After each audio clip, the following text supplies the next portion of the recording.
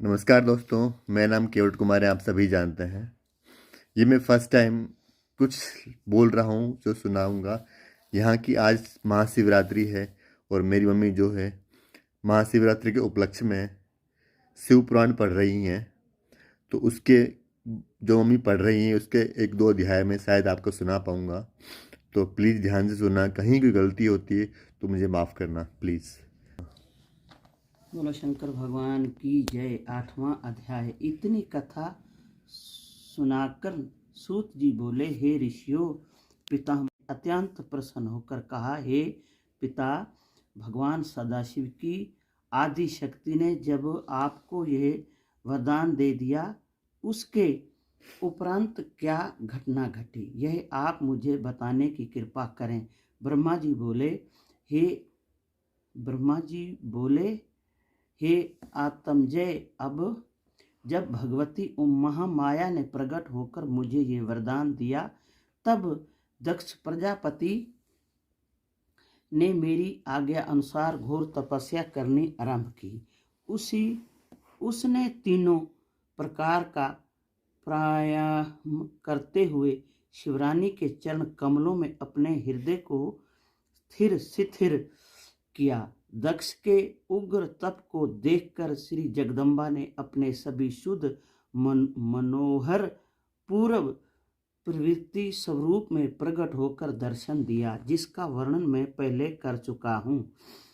दक्ष ने उन्हें प्रणाम स्तुति करते हुए कहा, हे मात भगवती, मैं आपकी शरण में आया हूँ। आप मुझे अपना सेवक जानकर मेरे ऊपर कृपा करें। उसकी स्तुति को सुन कर भगवती बोली, हे दक्ष, तुम्हारी जो इच्छा हो वह मुझसे मांग लो। मेरे लिए कोई भी वस्तु अधेय नहीं है। यह सुनकर दक्ष ने कहा, हे मातेश्वरी, आप मेरी पुत्री बनकर मेरे घर में अवतार लें और हर के मन को मोहित करें। इस कार्य में मेरा ही कोई प्रयोजन नहीं है, अपितु तीनों लोकों का उपकार भी सन्निहित है। मैंने मोक्ष का वरदान न मांगकर आपसे जो यह प्रार्थना की है वह पूर्ण होनी चाहिए। दक्ष की प्रार्थना सुनकर भगवती महामाया ने कहा, हे दक्ष, तुम जो चाहते हो वही होगा।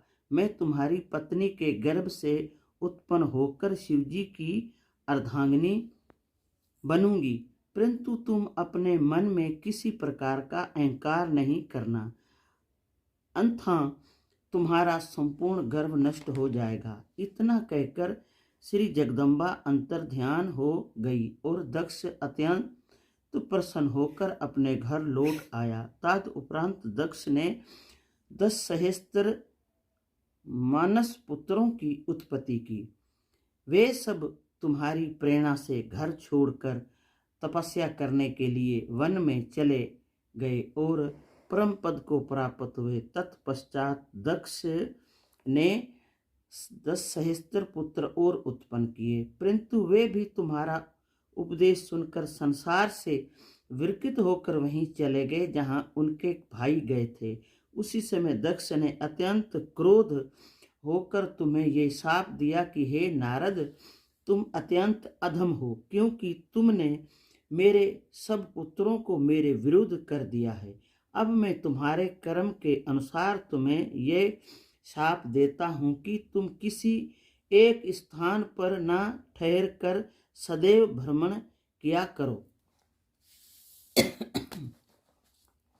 हे नारद, तुम्हें ये शाप देने के उपरांत दक्ष को अपने मन में कुछ संतोष हुआ। तब उसने अपने मन में यह निश्चय किया कि अब कुछ मैथिली सृष्टि उत्पन्न करनी चाहिए। यह विचार करके दक्ष ने वीर प्रजापति की पुत्री वीरानी के साथ विवाह किया। विवाह के उपरांत दक्ष ने अपने हृदय में भगवती जगदम्बा का ध्यान किया। उस समय श्री जगदम्बा जी ने भी अपने मन में यह विचार किया कि अब मुझे दक्ष के घर जन्म लेकर उसका मनोरथ पूर्ण करना चाहिए। यह निश्चय करके वे दक्ष के हृदय में प्रवेश कर गई। उसी समय दक्ष प्रजापति ने अत्यंत प्रसन्नतापूर्वक प्रजापति को अत्यंत प्रसन्नता प्राप्त हुई और भगवती के तेज के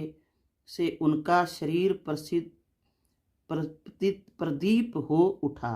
तद उपरांत शुभ अवसर पाकर दक्ष ने उस तेज को अपनी पत्नी से मैथुन कर दिया। नामा अध्याय। शंकर ब्रह्मा जी ने कहा, हे नारद, जब दक्ष की पत्नी गर्भवती हुई उसी समय बहुत धूमधाम से उत्सव मनाया गया। दक्ष ने रीति के अनुसार पूजा की। मैंने तथा विष्णु ने भी उस उत्सव में सम्मिलित होकर दक्ष की पत्नी की सेवा एवं स्तुति करने के पश्चात दक्ष की प्रशंसा की। सभा समाप्त होने के पश्चात हम सब लोग अपने अपने लोक को लौट आए। 9 महीने बीतने के पश्चात जब 10वां महीना आरंभ हुआ तब चारों ओर अपने आप आनंद के दृश्य प्रकट हुए। सभी मन में हर्षित थे। आकाश में बाजे बजने लगे। ऐसे परमोत्तम समय में श्री महारानी जगदम्बा अवतरित हुई। तीनों लोकों में प्रसन्नता भर गई। उस समय कोई मनुष्य दुखी दिखाई नहीं देता था।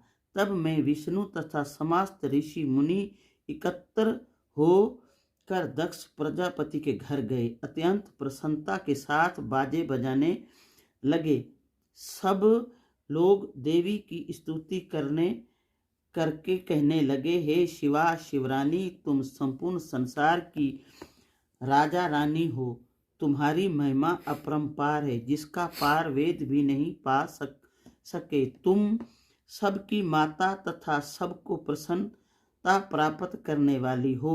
इस प्रकार हम सब विनय करके अपने अपने स्थान को चले गए। तब दक्ष की पत्नी ने अपनी पुत्री का मुख देखा तो उसको हृदय के ज्ञान से आभास हुआ कि यह आदि शक्ति है। इसने हमारे यहाँ अवतार लिया है।